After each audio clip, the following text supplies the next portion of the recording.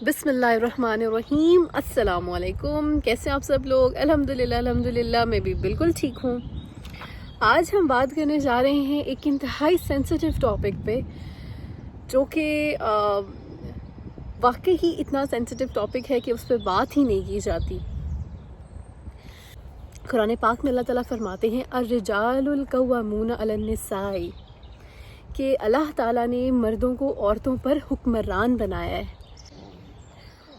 اور اللہ تعالیٰ نے اس فضیلت کی جو بنیاد ہے وہ یہ بتائی ہے کہ جو مرد ہیں وہ اپنی کمائی میں سے عورتوں پر لگاتے ہیں، وہ جو کما کے لاتے ہیں وہ اپنے بیوی بچوں کے لیے کما کے لاتے ہیں، وہ دن رات محنت کرتے ہیں، اور جو نیک بیویاں ہوتی ہیں وہ اپنے شوہروں کی فرما بردار ہوتی ہیں، ان کی ایبسنس میں ان کی عزت کی محافظ ہوتی ہیں، ان کے بچوں کی، ان کے مالوں کی، ان سب چیزوں کی حفاظت کرتی ہیں۔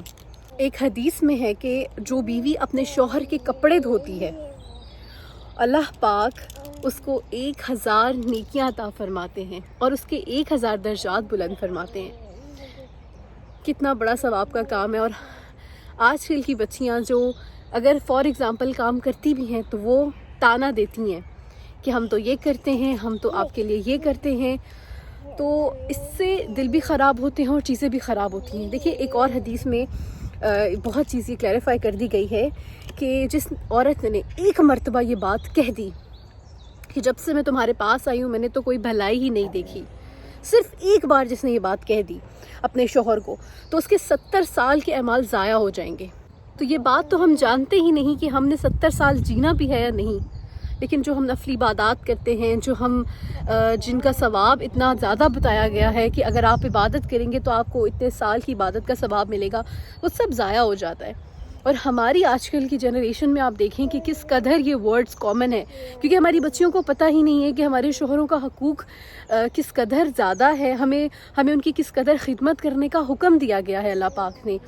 اچھا، امام غزالی نے مکاشفات القلوب میں ایک بہت ہی اچھا واقعہ بیان کیا ہے، اور بہت ہی انسپائرنگ یہ واقعہ ہے کہ ایک مرتبہ ایک صحابی جو تھے وہ جہاد کو نکل گئے، اور وہ اپنی بیوی کو تلقین کر کے گئے کہ آپ نے گھر سے باہر نہیں نکلنا، ٹھیک ہے۔ عرب کا زمانہ تھا اس وقت، واللہ عالم کہ وہ کس مقصد سے انہیں منع کر گئے، لیکن اس بیوی کی بھی آزمائش تھی۔ اب ہوا کچھ ایسے کہ کچھ گلیاں چھوڑ کر ان کے والد کا گھر تھا، تو انہیں خبر آتی ہے کہ آپ کے والد بہت سخت بیمار ہیں۔ دیکھیے، ماں باپ کی بیماری کا سن کے تو ہر اولاد تڑپ جاتی ہے نا۔ جو آؤٹ آف کنٹری بھی بچیاں ہوتی ہیں وہ بھی، ان کی بھی کوشش ہوتی ہے کہ کس طریقے سے ہم واپس اپنے ماں باپ کے پاس پہنچیں۔ خیر، وہ اس کو بیچاری کو میسج ملا کہ میرے والد کی طبیعت بہت زیادہ خراب ہے، تب اسے سمجھ نہیں آئی کہ میرے شوہر تو مجھے منع کر کے گئے ہیں، اور شوہر کی اجازت کے بغیر تو میں گھر سے باہر جا نہیں سکتی۔ دور ایسا تھا کہ نہ موبائل تھے، نہ کوئی ایسا ذریعہ تھا کہ وہ گئے بھی جہاد پر تھے، تو وہ ان سے کس طریقے سے پوچھتی۔ تو پھر انہوں نے جو بھی ان کے رشتہ دار آئے ان کو میسج دینے، انہوں نے ان کے ذریعے آپ صلی اللہ علیہ وآلہ وسلم سے پوچھا کہ مجھے کیا کرنا چاہیے۔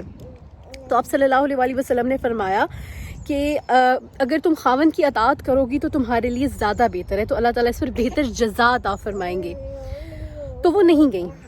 کچھ ٹائم گزرا، کچھ دن گزرے، تو انہیں خبر ملی کہ تمہارے والد جو ہیں وہ زیادہ سیریس ہے، بہت زیادہ سیریس کنڈیشن ہے، یعنی کہ وہ اب موت کے قریب ہیں۔ تو پھر وہ بے شک وہ بہت زیادہ بے چین ہو گئی، اور دوبارہ سے آپ صلی اللہ علیہ وآلہ وسلم سے پوچھا گیا، تو آپ صلی اللہ علیہ وسلم نے سیم جواب دیا کہ اگر تم اپنے خاوند کی اطاعت کرو گی تو اس پر اللہ تعالیٰ بہتر جزا عطا فرمائیں گے۔ وہ تب بھی نہیں گئی۔ اب آپ اللہ کی کرنی دیکھیں اور قدرت کی وہ سب چیزیں دیکھیں کہ اس کے والد کی وفات ہو گئی، وہ فوت ہو گئے۔ تو جب اس کو خبر ملی کہ میرے والد فوت ہو گئے ہیں تو وہ بہت بے چین ہوئی، بہت تکلیف میں بھی آئی، لیکن پھر سے آپ صلی اللہ علیہ وآلہ وسلم کے پاس پیغام پہنچایا گیا۔ بات اتنی نازک تھی، لیکن پھر بھی آپ دیکھیے کہ ہمارے پیارے نبی صلی اللہ علیہ وآلہ وسلم نے سیم جواب دیا کہ اگر تم شوہر کی اطاعت کرو گی تو تمہیں اللہ بہتر جزا عطا فرمائیں گے۔ اب آپ خود کو اس جگہ پر رکھ کر دیکھیں کہ دل کیسے لرز جاتا ہے یہ بات سوچ کر بھی۔ وہ عورت نہیں گئی۔ آپ وسلم نے پتہ کروایا کہ جاؤ دیکھو وہ خاتون اس نے شوہر کی اطاعت کی ہے یا وہ پھر چلی گئی، جنازے پہ گئی ہے۔ تو ان کو بتایا کہ وہ نہیں گئی۔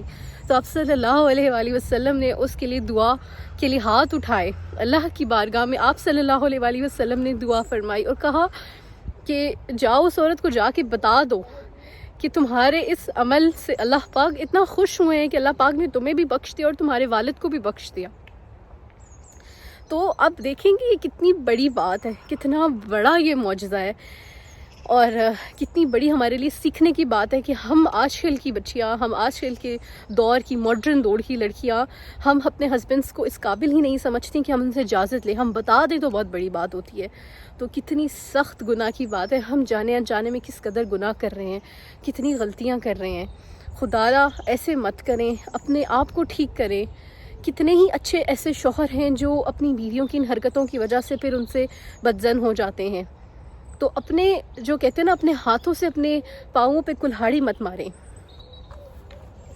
اب یہ ایک اور واقعہ میں آپ لوگوں کو بتاتی ہوں کہ آپ صلی اللہ علیہ وآلہ وسلم حضرت فاطمہ رضی اللہ تعالیٰ عنہا کو لینے ان کے گھر گئے. ان کی شادی کے تیسرے روز بیٹی کی یاد آئی تو وہ چلے گئے. اب جب وہ گئے تو انہوں نے آزمانے کے لیے حضرت فاطمہ سے پوچھا کہ فاطمہ چلیں.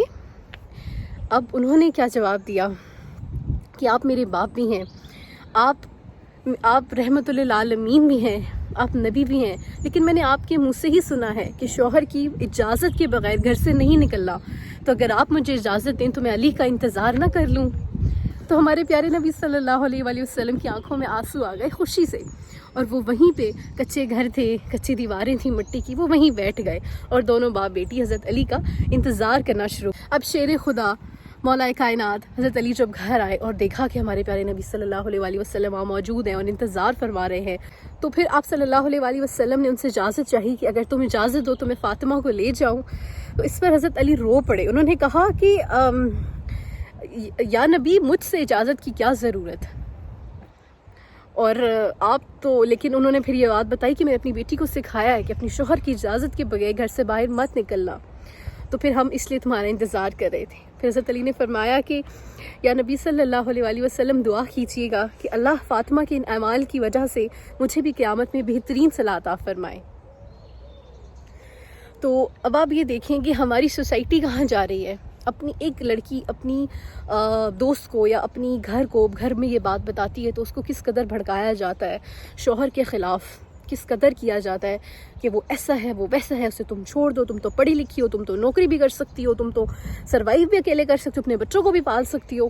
تو جو کوئی عورت، جو کوئی مرد، جو کوئی انسان، ایک حدیث میں آتا ہے کہ جو کوئی کسی عورت کو اس کے خاوند کے خلاف بھڑکائے گا تو اللہ تعالیٰ اس کو جنت کی خوشبو بھی نہیں سونگنے دیں گے.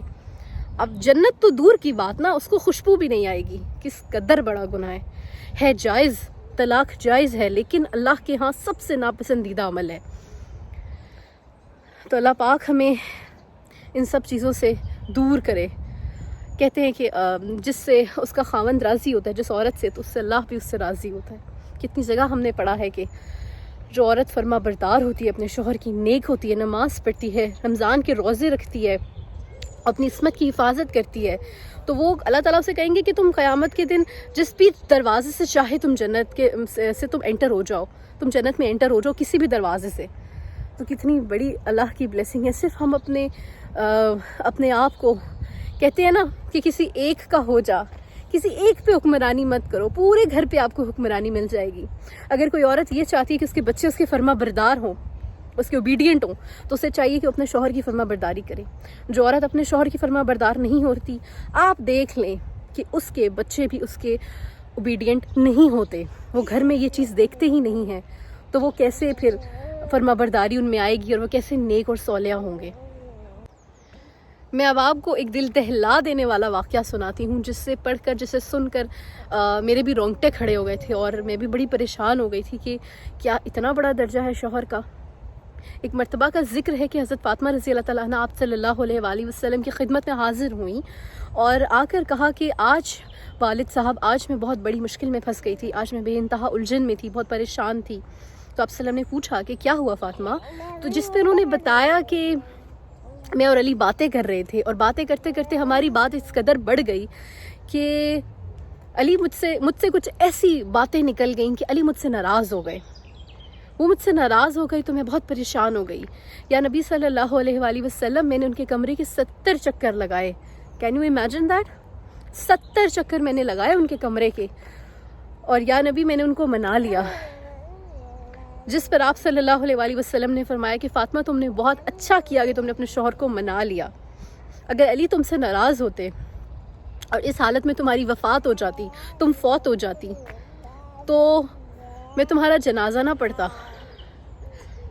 یہ ہمارے رسول، مدینے کے نبی، اللہ کے پیارے رسول فرما رہے ہیں جن کی خاطر یہ کائنات بنی ہے، اور ان فاطمہ رضی اللہ تعالیٰ عنہ کو فرما رہے ہیں جن کے لیے جو جنت کی سردار ہیں۔ دیکھ لیں آپ پھر شوہر کا درجہ کس قدر بلند ہے۔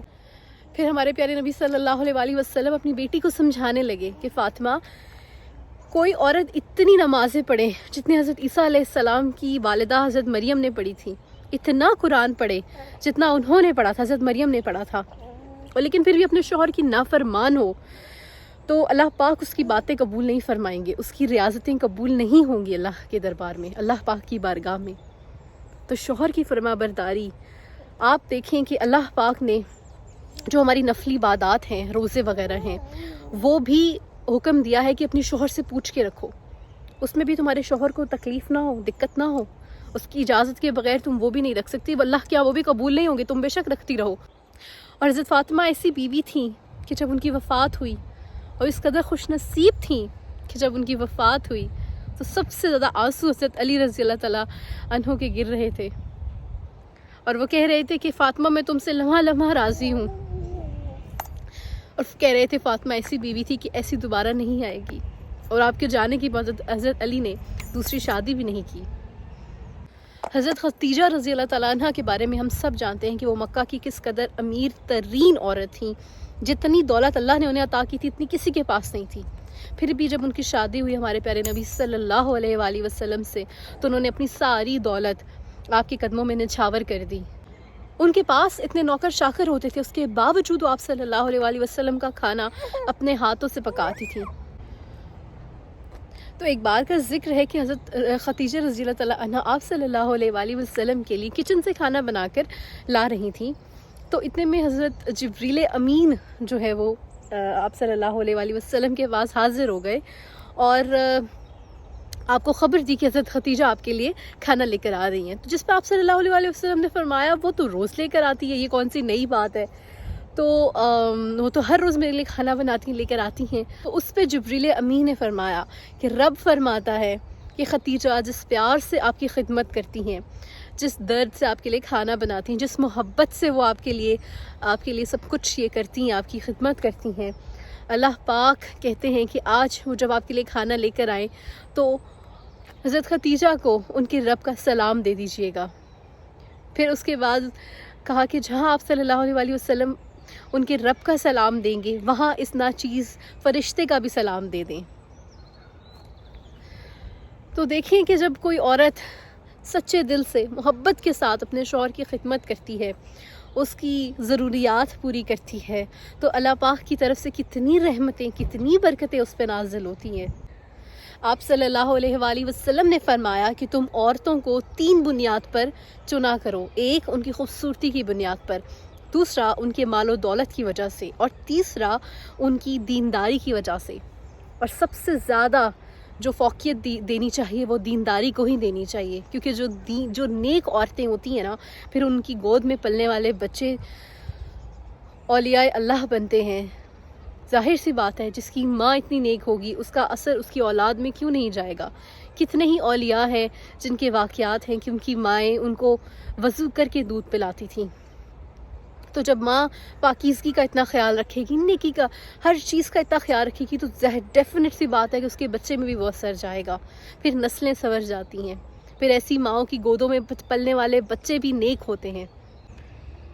حضرت خواجہ قطب الدین بختیار کاکی رحمۃ اللہ علیہ کا یہ واقعہ ہے کہ جب وہ 4-4.5 سال کے تھے اور سب سے پہلے مدرسے میں گئے، ان کا پہلا دن تھا، مولوی صاحب نے انہیں بسم اللہ پڑھائی تو انہوں نے 15 سے پارے سنا دیے، جس پہ وہ اتنے حیران ہوئے، انہوں نے کہا کہ آپ تو اتنے چھوٹے سے بچے ہیں، آپ کو تو ابھی سے اسے پڑھنا بھی نہیں آتا، تو آپ کو 15 سے پارے کیسے یاد ہیں؟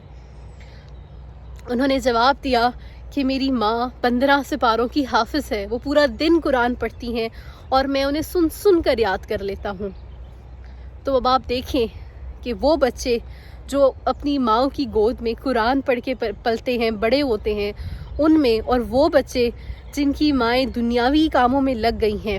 آج کل کا دور ایسا ہو گیا کہ مدر جو ہے وہ ورکنگ ہے، موسٹلی مدرز ورکنگ ہیں، تو وہ اپنے بچوں کو یا ڈے کیئر میں چھوڑ دیتی ہیں یا ان کے لیے کوئی نہ کوئی ٹیک کیئر کرنے کے لیے بچے کو وہ رکھ لیتی ہیں، جس سے ان کی بچوں کی جو تربیت ہے، وہ جو کچھ ٹائم ہوتا ہے، حضرت علی نے فرمایا تھا کہ پہلے 10 سال جو بچہ ہے وہ آپ کا بادشاہ ہے. تو وہ جو شروع کا کچھ ٹائم ہوتا ہے نا، جس میں بچہ اپنی ماں سے سیکھتا ہے، وہ بیسکس سیکھتا ہے، وہ زندگی گزارنے کی چیزیں سیکھتا ہے. کیوں کہا گیا ہے کہ ماں کی گود بچے کے لیے پہلی درس گاہ ہوتی ہے؟ کیونکہ بچہ اپنی ماں سے بہت کچھ سیکھ رہا ہوتا ہے. نیک ماؤں کی اولادیں بھی نیک ہوتی ہیں. بڑا کم کبھی کچھ ایسا ہوتا ہے کہ کچھ آزمائش آ جائے، اللہ کی طرف سے کوئی غلطی ہو جائے جس کی سزا مل جائے، ادروائز آپ کی ایفرٹس کبھی بھی ضائع نہیں جاتی. ایک ماں جو اپنی بچے کی کھانے پہ کی پرواہ کرتی ہے، کھانے پینے کا اس قدر خیال رکھتی ہے کہ وہ ڈیری پروڈکٹس لا رہی ہے اور وہ گھر میں کیا کچھ بنا کے دی جا رہی ہے، اگر وہ ماں اپنے بچے کی دین کی بھی پرواہ کرے گی تو پھر نیک جو مرد ہیں وہ اس معاشرے کو ملیں گے، نیک انسان اس معاشرے کو ملیں گے، اور پھر آنے والی جو بچیاں ہیں ان کی زندگیاں بھی سنور جائیں گی. تو خیر بات ہو رہی تھی مرد کے حقوق پر، جیسے کہ میں نے آپ کو کتنی ہی حدیثیں بھی سنائیں اور کتنے ہی واقعات ایسے سنائے جسے سن کر رونگٹے کھڑے ہو جاتے ہیں. خدا را ہماری جو بچیاں ہیں وہ اپنے شوہروں کو عزت دیں، احترام دیں، کیونکہ موسٹلی ایک تو وہ کیسز ہوتے ہیں جس میں شوہر ہوتے ہی برے ہیں، آپ جتنا مرضی اچھے ہو جائیں، وہ اس کیس کی بات نہیں ہو رہی ہے، ان چیزوں کی بات ابھی فی الحال نہیں ہو رہی. ان چیزوں کی بات ہو رہی ہے، ان لوگوں کی بات ہو رہی ہے جو اچھے ہیں، اچھے خاصے مرد ہیں، محنت کرتے ہیں آپ کے لیے. جتنی آپ کی استطاعت ہے اس میں رہ کر آپ گزارا کریں، اللہ پاک سے مانگیں، اللہ پاک آپ کو ضرور نوازیں گے. پر اپنے شوہر کو بہت ہی محبت سے، بہت ہی پیار سے رکھیں، اپنے پاؤں پہ خود کلہاڑی مت ماریں، اور بس اپنے گھر کو جنت بنائیں. ایک عورت اپنے گھر کو جنت بھی بنا سکتی ہے، دوزخ بھی بنا سکتی ہے. تو یہ جو آج کل کی وومنزم اور ماڈرنائزیشن کے چکر میں آپ اپنے گھروں کی جنت کو برباد مت کریں. آپ اس دنیا کی کو بھی خراب کر دیں گی اور پھر اپنی آخرت بھی خراب ہو جائے گی اسی وجہ سے. تو یہ چھوٹی چیزیں ہیں. اپنے شوہروں کو عزت دیں کیونکہ وہ آپ کے سربراہ ہیں، انہیں سمجھیں، اس بات کو ویلیو کریں کہ اللہ پاک نے انہیں جب سربراہ بنایا ہے تو وہ آپ کے سربراہ ہیں. امید کرتی ہوں کہ آپ کو یہ ٹاپک اچھا لگا ہوگا. اگر اچھا لگا تو مجھے دعاؤں میں بہت یاد رکھیے گا اور میرے چینل کو ضرور لائک، شیئر اور سبسکرائب کر دیجیے. جزاک اللہ خیر. اللہ حافظ.